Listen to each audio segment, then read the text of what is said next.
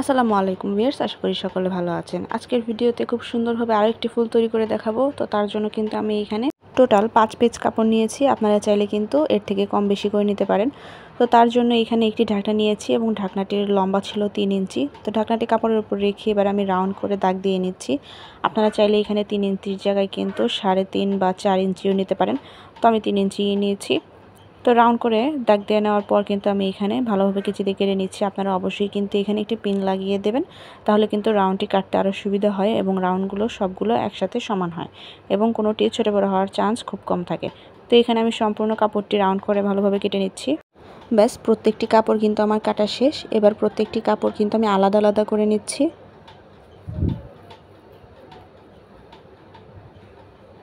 তো সবগুলো কাপড় কিন্তু আমি আলাদা করে নিয়েছি। এবার একটি কাপড় নিচ্ছি, কাপড়টিকে কিন্তু আমি এইভাবে 2 ভাঁজ করে নিচ্ছি। তো ভালোভাবে 2 ভাঁজ করে নেওয়ার পর আবার একটি আমি ভাঁজ দেব এবং এই ভাঁজটি কিন্তু আমি এখানে সমান ভাঁজ দেব না, একটু বাড়তি রেখে তারপর আমি ভাঁজ দেব এবং কোণার যে অংশটি সেখান থেকে কিন্তু আমি সেলাইটি দেওয়া শুরু করছি।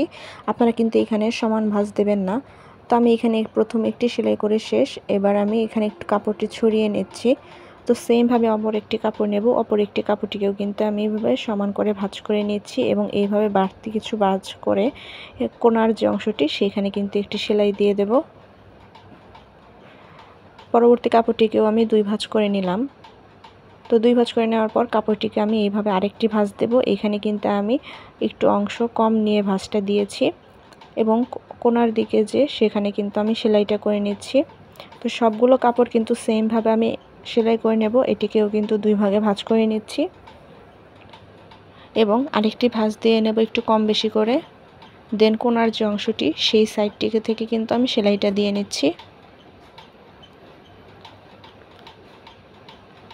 এবং শেষের যে কাপড়টি এটিকেও কিন্তু আমি এইভাবে সমান করে ভাঁজ করে যে কম বেশি করে ভাঁজ দিয়ে তারপর কিন্তু কোণার যে অংশটি সেখানে সেলাই করে দিচ্ছি। তো আমি যেহেতু এখানে 5 পিস কাপড় নিয়েছি, আপনারা চাইলে কিন্তু এখানে 6 থেকে 7 পিস কাপড় নিতে পারেন, সেক্ষেত্রে ফুলটি কিন্তু আরও বড় হবে। তো প্রত্যেকটি কাপড় কিন্তু আমার সেলাই করা শেষ। এবার হাত দিয়ে কিন্তু কাপড়টিকে একটু ভালোভাবে ছড়িয়ে নিচ্ছি। এবার কাপড়ের যে সুতোটুকু রয়েছে সেখান ধরে টান দিলেই কিন্তু সবগুলো কাপড় একসাথে চলে আসবে। এখানে একটু ধীরে টান দেওয়ার চেষ্টা করবেন, যেহেতু এখানে কাপড়টি 4 ভাঁজ পড়েছে সেই ক্ষেত্রে কাপড়টি টান দিতে একটু সমস্যা হতে পারে। তো সবগুলো কাপড় একসাথে করে কাপড়টিকে আমি ভালোভাবে গিঁট দিয়ে নিচ্ছি। এখানে গিঁট দেওয়ার সময় একটু আস্তে করে গিঁট দেবেন, যেহেতু অনেকগুলো পরত পড়েছে সেক্ষেত্রে কিন্তু গিঁট দিতে একটু সমস্যা হতে পারে এবং ছিঁড়ে যাওয়ার সম্ভাবনা খুবই বেশি। তো আমি কিন্তু এখানে 2টি গিঁট দিয়ে নিয়েছি এবং বাড়তি যে সুতোটুকু রয়েছে সেখানে কিন্তু আমি এবার একটি কেটে দিচ্ছি।